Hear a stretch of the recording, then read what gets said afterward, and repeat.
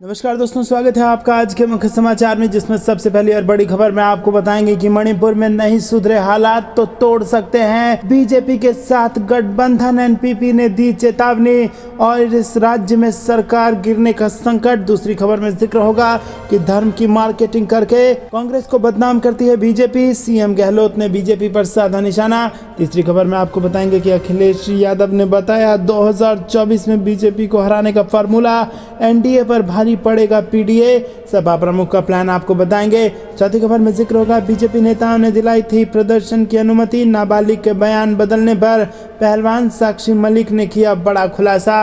और साथ ही साथ पांचवी खबर में जिक्र होगा कि पश्चिम बंगाल पंचायत चुनाव का मामला पहुंचा सुप्रीम कोर्ट। ममता सरकार ने किया केंद्रीय बल तैनात करने का विरोध। दोस्तों, हर एक खबर की गहराई में आपको ले जाएंगे, लेकिन उससे पहले अगर आपको भी ऐसा लगता है कि 2024 में बदल रही है देश की सरकार, तो वीडियो को लाइक करके कमेंट में लिखिए जय हिंद। और साथ ही साथ रोज की इस प्रकार की खबरों के लिए चैनल को सब्सक्राइब करके बेल आइकन दबाइए। रुक करते हैं सबसे पहली और बड़ी खबर की तरफ, जो कि मणिपुर से आ रही है, जहां पर सरकार गिरने का है संकट। एनपीपी ने दे दी है चेतावनी, अगर मणिपुर में नहीं सुधरे हालात तो तोड़ सकते हैं बीजेपी के साथ गठबंधन। जी हां दोस्तों, मणिपुर में करीब 1.5 महीने से हिंसा जारी है।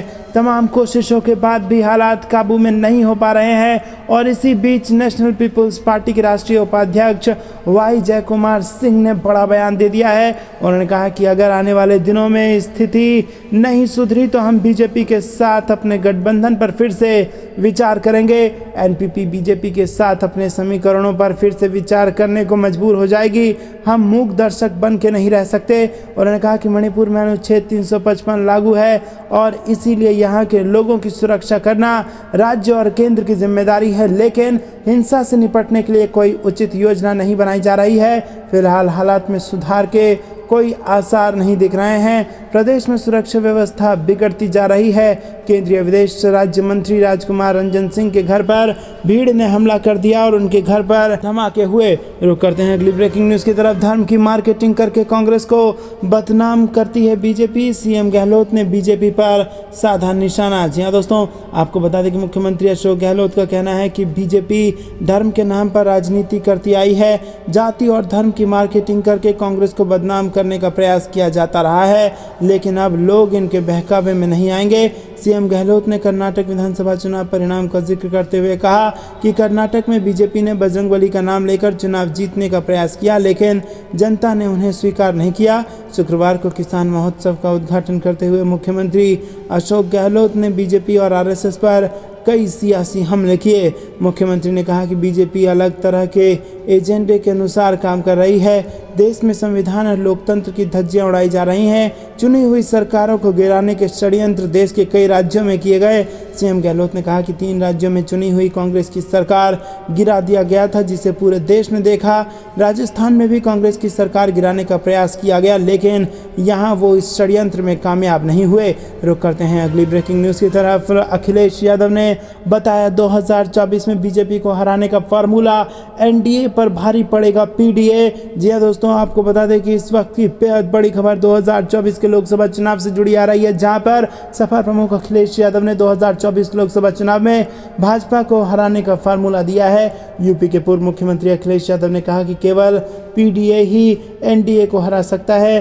पीडीए यानी कि पिछड़ा, दलित और अल्पसंख्यक। इस बार लोकसभा चुनाव 2024 में पिछड़े, दलित और अल्पसंख्यक एक खास भूमिका निभाएंगे। समाजवादी पार्टी इस बात की जानकारी देते हुए अपने ट्विटर हैंडल पर उन्होंने ये जानकारी शेयर की और अखिलेश यादव ने कहा कि इस बार मुझे यकीन है कि पीडीए एनडीए को हराएगी। दोस्तों, आपको बता दें कि लोकसभा चुनाव की तैयारी के बारे में जब अखिलेश यादव से पूछा गया तो उन्होंने सवालों के जवाब देते हुए कहा कि उत्तर प्रदेश में मेरा एक ही नारा है, 80 हराओ, भाजपा हटाओ। अखिलेश यादव ने कहा कि दूसरे दल बड़े दिल के साथ समाजवादी पार्टी के साथ आएं और यकीन दिलाता हूं कि 80 की 80 सीटों पर हमारी जीत होगी। इससे पहले भी हमने कई दलों के साथ मिलकर चुनाव लड़ा है, इसके परिणाम भी सामने आए हैं। अखिलेश यादव ने कहा कि इस बार भी उन्हें इसी फार्मूले पर काम करना चाहिए। उन्होंने कहा कि कई बड़े नेताओं से बात करने के बाद ये निर्णय लिया गया है, जो दल जहां पर मजबूत रहेगा वहां उसके उम्मीदवार का समर्थन करना चाहिए। रुक करते हैं अगली ब्रेकिंग न्यूज़ की तरफ। बीजेपी नेताओं ने दिलाई थी प्रदर्शन की अनुमति। नाबालिग के बयान बदलने पर पहलवान साक्षी मलिक ने किया बड़ा खुलासा। जी हाँ दोस्तों, दिल्ली पुलिस ने गुरुवार को कोर्ट में भारतीय कुश्ती महासंघ के निवर्तमान अध्यक्ष बृजभूषण शरण सिंह पर लगे यौन उत्पीड़न के आरोपों को लेकर चार्जशीट दायर की। पुलिस ने अदालत से सिंह पर लगे पॉक्सो एक्ट हटाने की सिफारिश की है। प्रदर्शनकारी पहलवानों ने अपना आंदोलन स्थगित किया हुआ, लेकिन चार्जशीट के बाद खिलाड़ियों का अगला कदम क्या होगा, इसको लेकर उन्होंने कुछ साफ नहीं किया है। इसी बीच पहलवान साक्षी मलिक और उनके पति सत्यव्रत कादियान ने आंदोलन को लेकर तमाम सवालों के जवाब शनिवार को दिए। दोस्तों रुक करते हैं अगली ब्रेकिंग न्यूज की तरफ। पश्चिम बंगाल पंचायत चुनाव का मामला सुप्रीम कोर्ट पहुंचा। ममता सरकार ने किया केंद्रीय बल तैनात करने का विरोध। जी हाँ दोस्तों, पश्चिम बंगाल में पंचायत चुनाव में केंद्रीय बलों की तैनाती को लेकर विवाद छिड़ गया है। हाई कोर्ट के आदेश के खिलाफ ममता बनर्जी सरकार और राज्य चुनाव आयोग ने सुप्रीम कोर्ट का रुख किया है और दोनों ने संयुक्त रूप से याचिका दायर कर आदेश को चुनौती दी है। वहीं इस मामले में राज्य के गवर्नर भी एक्शन मोड में आ गए हैं। उन्होंने पूरी जानकारी के साथ राज्य चुनाव आयोग के कमिश्नर को तलब किया है। बता दें कि पश्चिम बंगाल में 8 जुलाई को पंचायत चुनाव होने जा रहे हैं। SEC ने चुनाव में नामांकन के लिए सिर्फ 7 दिन का समय दिया है और इतना ही नहीं, हाईकोर्ट ने गुरुवार को SEC को पंचायत चुनाव के लिए 48 घंटे के भीतर पूरे पश्चिम बंगाल में केंद्रीय बलों की तैनाती कराने का निर्देश दिया था और इस आदेश का सरकार विरोध कर रही है। वहीं विपक्ष ने केंद्रीय बलों की तैनाती का समर्थन किया है। रुक करते हैं अगली ब्रेकिंग न्यूज की तरफ। बृजभूषण शरण सिंह की काफिले पर पथराव, बवाल के दौरान बाल बाल बचे बीजेपी सांसद। जी हाँ दोस्तों, आपको बता दें कि गोंडा में बीजेपी सांसद बृजभूषण शरण सिंह के कार्यक्रम के दौरान बवाल हो गया। सेल्फी लेने को लेकर 2 प्रधान समर्थकों में मारपीट हुई और दोनों तरफ के समर्थकों ने पथराव करते हुए जमकर मारपीट की। वहीं बीजेपी सांसद बृजभूषण शरण सिंह के काफिले पर भी समर्थकों ने पथराव और इस बवाल के दौरान कार्यक्रम से सकुशल बचकर बीजेपी सांसद निकले। इस मारपीट व पथराव का वीडियो कैमरे में कैद हो गया है। बीजेपी सांसद कटरा बाजार विधानसभा के बरबट में आयोजित बीजेपी अल्पसंख्यक के कार्यक्रम में पहुंचे थे। इस कार्यक्रम में उन्होंने कहा था कि बड़ी संख्या में मुस्लिम समाज बीजेपी से जुड़ने जा रहा है और इस समय देश के अंदर मोदी लहर चल रही है। सारी दुनिया की आर्थिक स्थिति को देश की जनता देख रही है। दोस्तों रुक करते हैं अगली ब्रेकिंग न्यूज की तरफ। राष्ट्रीय विधायक सम्मेलन में गहलोत का बयान, बोले हॉर्स ट्रेडिंग से चुनी हुई सरकार गिराने की परंपरा गलत। जी हाँ दोस्तों, मुख्यमंत्री अशोक गहलोत ने कहा कि राजनीति सेवा का माध्यम है। राजनीति में आने के बाद जनप्रतिनिधि का धर्म पूरी ईमानदारी, निष्ठा और प्रतिबद्धता के साथ जनता की सेवा करना होना चाहिए। सीएम गहलोत ने शनिवार को अपने निवास में मुंबई में 15 से 17 जून तक आयोजित 3 दिवसीय राष्ट्रीय विधायक सम्मेलन को वीडियो कॉन्फ्रेंस के माध्यम से संबोधित किया। दोस्तों आपको बता दें कि सीएम अशोक गहलोत ने कहा कि राष्ट्रीय विधायक सम्मेलन में पूरे देश के विधायकों का एक साथ संवाद करना लोकतंत्र के लिए शुभ संकेत है।